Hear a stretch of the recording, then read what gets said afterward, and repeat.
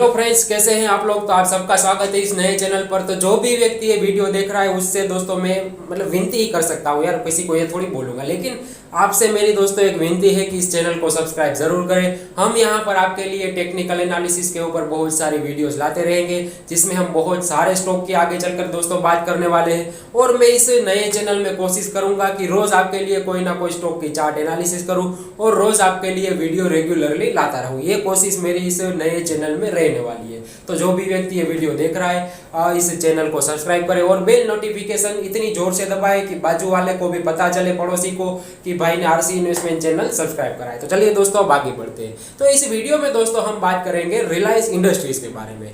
ये पिछले 10-12 दिनों पहले की बात करें तो ये 2 हफ्ता पहले दोस्तों ये स्टॉक 1930, 40 के आसपास की रेंज में कामकाज कर रहा था और कोई इसके ऊपर ध्यान नहीं दे रहा था। यानी कि लोगों ने दोस्तों ये उम्मीद ही छोड़ दी थी कि रिलायंस कभी ऊपर की तरफ चल भी सकता है, क्योंकि इसका जो नीचे का बिहेवियर था वो भी बिल्कुल सेम था कि 2000 के आसपास जाता था, वहां पर थोड़ा बहुत अटकता था, फिर वापस से ये 1850-1900 की रेंज में कामकाज करने लगता था। यानी कि 1800-1850 इसके लिए एक बहुत बड़ा स्ट्रॉन्ग सपोर्ट बना हुआ था। तो आपकी स्क्रीन पर एक स्क्रीनशॉट आ रहा है दोस्तों, जिसमें आप देख पा रहे हो कि रिलायंस के मैं 207 क्वांटिटी के शेयर होल्ड कर रहा हूं और पिछले 15 दिन पहले दोस्तों मैंने रिलायंस को बाय करा था 125 शेयर। फिर जब दोबारा कंफर्मेशन आई तो मैंने 100 शेयर और जोड़े।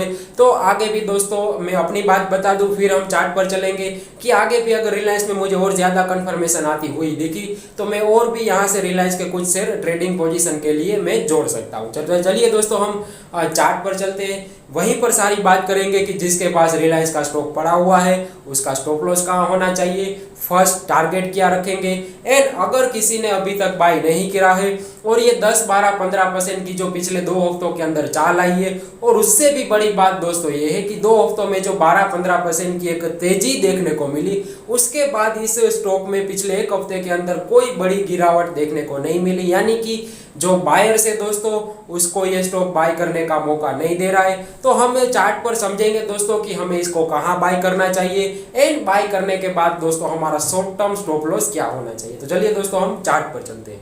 तो ये रिलायंस इंडस्ट्रीज का दोस्तों आपकी स्क्रीन पर पहले डेली चार्ट आ रहा है। सबसे पहले हम डेली चार्ट देखेंगे। तो डेली चार्ट में दोस्तों हम देख रहे हैं कि 200 DMA के आसपास सपोर्ट लेकर पिछले महीने ये स्टॉक ऊपर की तरफ धीरे धीरे खिसका और 2 हफ्ते पहले एक बहुत बड़ा ब्रेकआउट देखने को मिला, एंड 1950 के आसपास कामकाज करने वाला स्टॉक अभी पहुंच चुका है 2230 रुपए के आसपास। तो आप डेली चार्ट पर दोस्तों देख रहे हो कि पिछले 2200 आसपास ये स्टॉक पहले भी गया था, 2 महीना पहले वहीं पर 2200 के आसपास गया था, फिर वहां पर बहुत बड़ा रेजिस्टेंस मिला, बहुत बड़ी सेलिंग प्रेशर आया, तो ये वापस 1800 1850 के रेंज में आ चुका था। यानी कि आज की तारीख में भी दोस्तों ये पुराने रेजिस्टेंस के आसपास पहुंच चुका है और पिछले 1 हफ्ते से 2200 के आसपास ही इस स्टॉक में कामकाज हो रहा है। तो हम ये दोस्तों डेली चार्ट को मानकर चल सकते हैं कि चार्ट आज की तारीख में ये बोल रहा है कि रिलायंस के लिए 2200 2250 यानी कि ऑलमोस्ट 2250 की जो रेंज है वो बहुत बड़े रेजिस्टेंस का काम कर रही है, और इसी वजह से ये स्टॉक बार बार यहाँ पर अटक रहा है। लेकिन दूसरी बड़ी बात दोस्तों मैं आपको बताऊं, अब ये पहले हम डेली चार्ट समझ लेते हैं फिर हम आवरली चार्ट पर चलते हैं। तो दूसरी बात दोस्तों मैं आपको इस चार्ट के बारे में बताऊं तो जैसे ही ये स्टॉक 2250 को क्रॉस करने में कामयाब होगा, 2250 के ऊपर क्लोजिंग आ जाएगी, तो इसके फर्स्ट टारगेट हो गए दोस्तों 2600। आप माने या ना माने, हो सकता है कि आपको ये लग रहा हो कि 12-15% तो ये इतना बड़ा स्टॉक है, इतनी बड़ी कंपनी है, अब 15% तो 1 हफ्ते में ही चल गया, तो यहाँ से ये थोड़ी चलेगा। लेकिन दोस्तों मार्केट है हमेशा की तरह, हो सकता है कि इस बार भी हमें रिलायंस इंडस्ट्रीज में कोई बड़ा सरप्राइज देखने को मिले, तो ये हो सकता है दोस्तों। और इस चार्ट को देखकर मेरा 90% मानना है, 100% कुछ नहीं होता, इसलिए वैसे 100% श्योर हूँ, लेकिन 90% में दोस्तों मानकर चलूंगा कि इस स्टॉक को एक बार 2600 तक जाना है और ये यहाँ तक जाके रहेगा।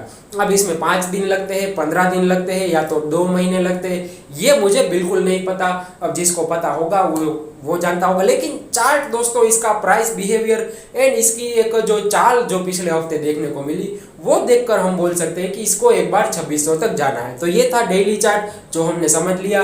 अब हम आवरली चार्ट पर चलेंगे दोस्तों, वहां पर हम इसको बाइंग लेवल्स निकालने की कोशिश करेंगे कि जिन लोगों ने बाय नहीं करा है वो एंट्री कहां पर करें, एंड बाय करने के बाद हमारा स्टॉप लॉस कहाँ होना चाहिए। ओवरली चार्ट दोस्तों आपकी स्क्रीन पर आ चुका है, तो जिसमें भी सेम सिनेरियो अभी चार्ट पर बन रहा है कि पिछले हफ्ते की एक बहुत बड़ी चाल के बाद ये 2250 के रेजिस्टेंस के आसपास अटक रहा है। लेकिन दूसरी बड़ी बात दोस्तों जो हमें डेली चार्ट में पता नहीं चली थी, वो हम छोटे टाइम फ्रेम में देख पा रहे हैं कि ये इतनी बड़ी चाल के बाद भी कोई बड़ी गिरावट नहीं ले रहा, यानी कि ऊपर की तरफ ये साइडवेज खड़ा है।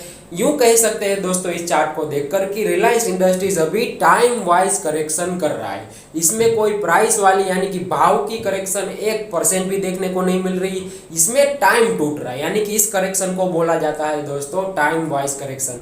और मेरा ऐसा मानना है दोस्तों, जो भी मार्केट की मेरी जर्नी रही है कि किसी भी स्टॉक में जब भी टाइम वाइज करेक्शन ज्यादा होती हुई दिखे तो उसके ऊपर जाने की संभावना पहले से ज्यादा बढ़ जाती है, यानी कि इसके बायर्स पॉजिटिव है। इसके जो बायर्स है दोस्तों वो इस स्टॉक को नीचे जाने नहीं देना चाहते, नहीं तो इसमें करेक्शन आ चुकी होती। तो आगे भी ऐसा हो सकता है कि कुछ दिनों तक, कुछ हफ्तों तक भी दोस्तों ऐसा हो सकता है कि ये स्टॉक यहीं का यहीं खड़ा रहे, 2-4-5% ऊपर नीचे होता रहेगा। तो ये रेंज काफ़ी अच्छी बन रही है। और जैसे ही हम डेली चार्ट पर देख कर आए हैं कि जैसे ही 2250 के ऊपर ये स्टॉक की क्लोजिंग आएगी, इसके नेक्स्ट टारगेट हो गया आने वाले महीने के अंदर 2600 के। अब बाय करने के बाद दोस्तों हमें स्टॉप लॉस कहाँ रखना है ये बात हम समझ लेते हैं।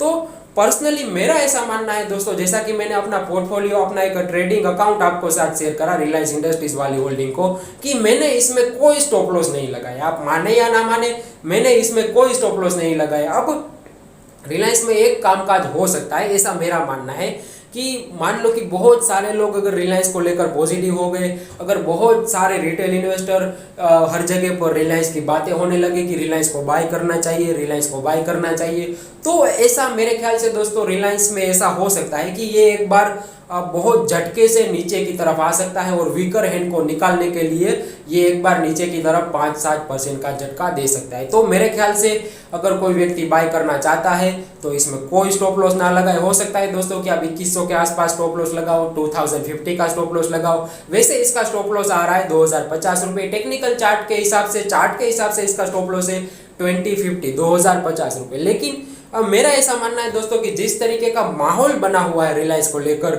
हमें इसमें कोई स्टॉप लॉस नहीं लगाना है, मैंने भी स्टॉप लॉस नहीं लगाना है। उल्टा हमें ये काम करना है कि मान लो कि अगर ये नीचे मिलता है, अब पहली कंडीशन ये समझ लेते हैं कि मान लो कि आपने यहीं पर बाय कर लिया, तो बाय करने के बाद जैसा कि मैंने बताया कि कोई स्टॉप लॉस नहीं लगाना है। और मान लो कि ये नीचे आ गया तो हमें इसको दोबारा एवरेज करना है नीचे के लेवलों पर, लेकिन स्टॉप लॉस नहीं लगाना है। टारगेट की जैसे मैंने बात करी कि 2600 आने वाले वक्त में बहुत जल्दी देखने को मिल सकते हैं। तो दोस्तों आपको ये चार्ट एनालिसिस कैसी लगी? वैसे मैं अपनी तरीके से चार्ट एनालाइज करता हूँ, मैं कोई प्रोफेशनल तरीके से नहीं बोल पाता और ना ही मेरी कोई बोलने की इच्छा है। तो अगर मेरे से कोई गलतियाँ रह गई है दोस्तों चार्ट को लेकर, इस स्टॉक को लेकर, तो मुझे आप कमेंट में ज़रूर बताएं। चलिए दोस्तों अब चलते हैं।